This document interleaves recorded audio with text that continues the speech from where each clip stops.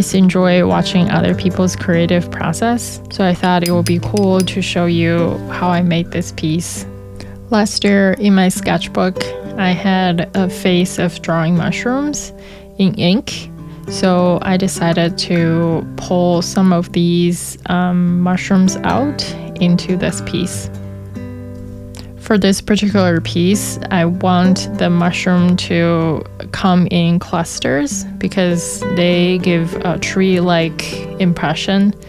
So my idea is to have a cluster of mushrooms on the left and a different species of mushrooms on the right. Eventually, I landed something like chicken of the woods on the left and a cluster of oyster mushrooms on the right. Traditionally, you might see a lot of the red mushrooms with white dots. Those are amanita mushrooms. These are actually not edible. So every time I look at those mushrooms, I feel danger. For this piece, I am going to use these edible mushrooms. So it's more fun to draw and new to look at and also safe to eat. Once I'm done with the general selection of the mushrooms, I wanted to start sketching on my iPad. The idea is that I can just lay down the general composition of the whole piece without having to erase a whole lot. So I just picked out a pressure-sensitive brush and then start drawing. These mushrooms have this wave-like beautiful umbrella shape that I really appreciate. So I'm gonna bring that kind of curve, that kind of rhythm into the canvas as well. From time to time, I do need to look at my reference so that I'm not drawing too far from what the reality looks like. Still, I'm jumping off of my previous sketch from the sketchbook of last year. One great thing about sketching on digital canvas is that you can freely move your elements around without having to erase a bunch, which I think is pretty neat. Eventually, I will still sketch on paper later to bring in that organic texture with the paints and everything. But for now, I'm gonna finish this sketch on Procreate iPad. For the next step, I lightly transfer my sketches to the paper.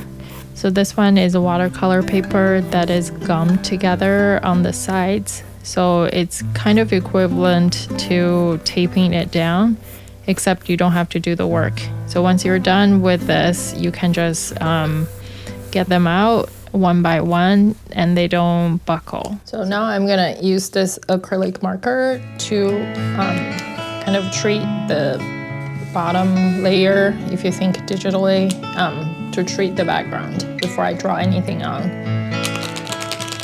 You do see the layer when it's on top of each other. So I'm gonna respect the general contour of my sketch. So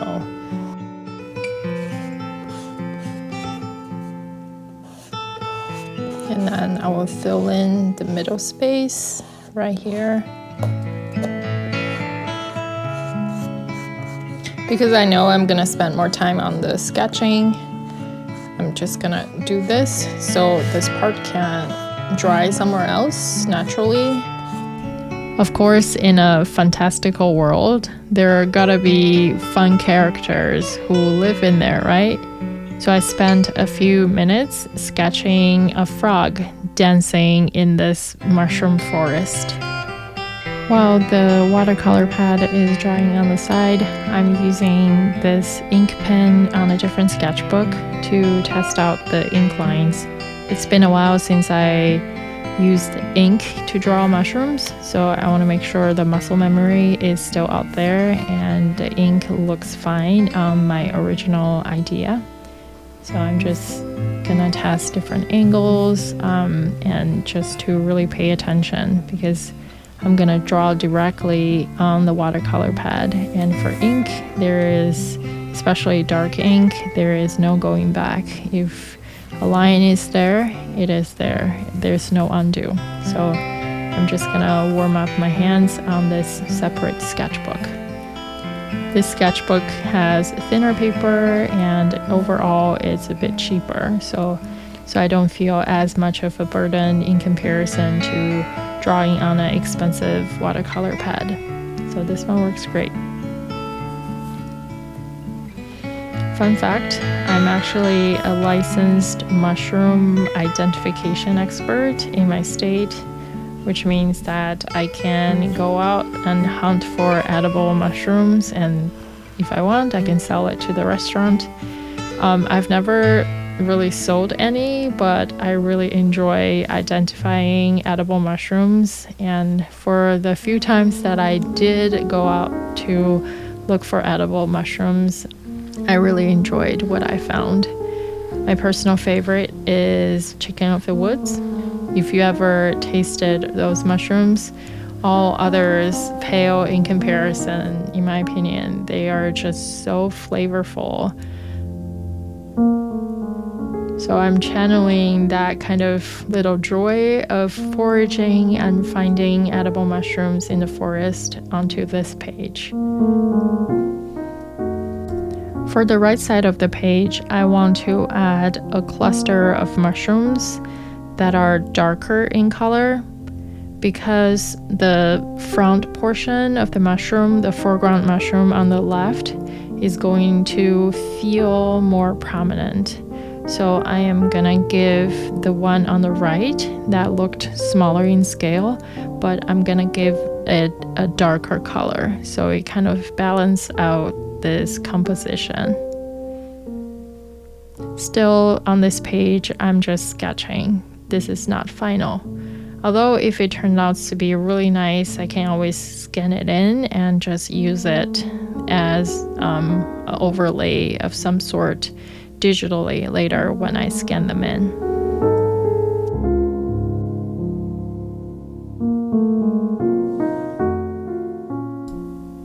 Last but not least, I'm adding in some coral-like mushrooms as well. Those ones are also edible. For the record, if you are foraging mushrooms in the wild, be sure to check all the scientific documentation of mushrooms in your area. This video is meant for an illustration creative process guide only. Just because a lot of mushrooms can look very similar to each other, but one is poisonous, the other is edible. So be aware of that.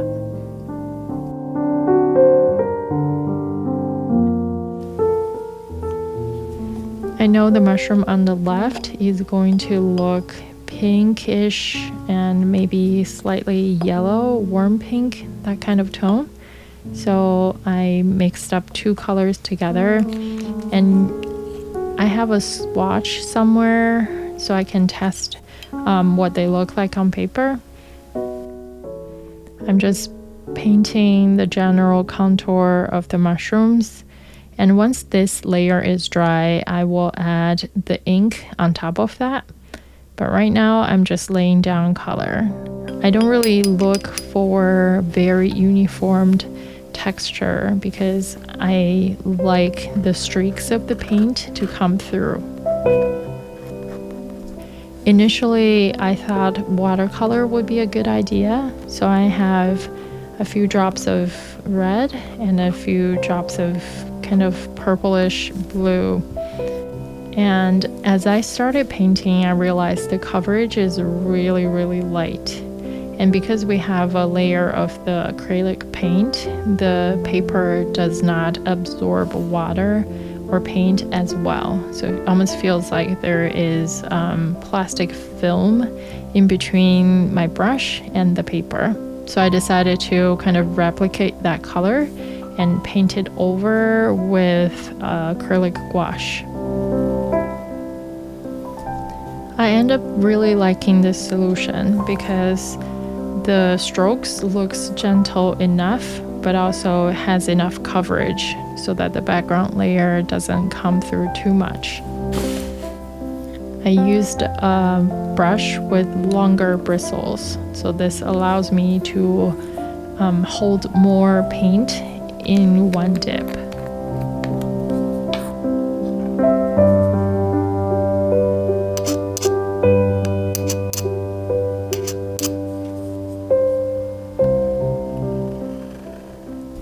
Once all the paint is dry, I'm ready to add my ink marks on top of everything. Right now I'm using the dark black ink, but I'm not too worried about color right now because I can always just select my dark ink color and recolor it in a digital program, either in Procreate or Photoshop. So most of my attention in this step focuses on the shapes of my lines.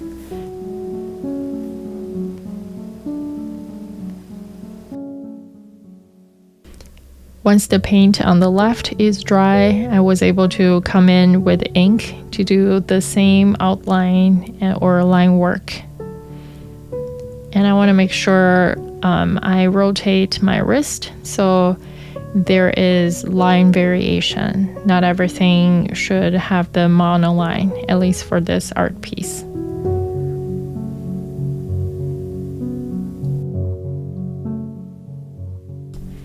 This whole process is very time consuming, but also very relaxing. So this is a good time to listen to a good podcast or an audiobook.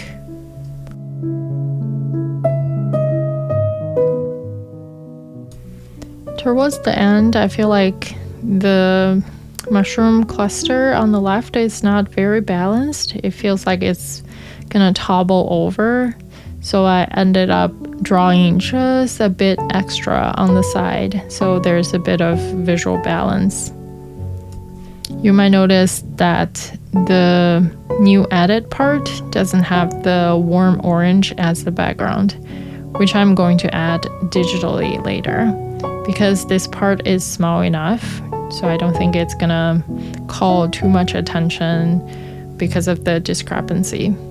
So this is where I left off. I simply just scanned it in and start the second part of the process on my iPad. And after about half an hour of work, this is what I have. And I will walk you through my general steps of how I got from here to here. I'm gonna take my time lapse out. So here, wrench, video, time lapse, replay.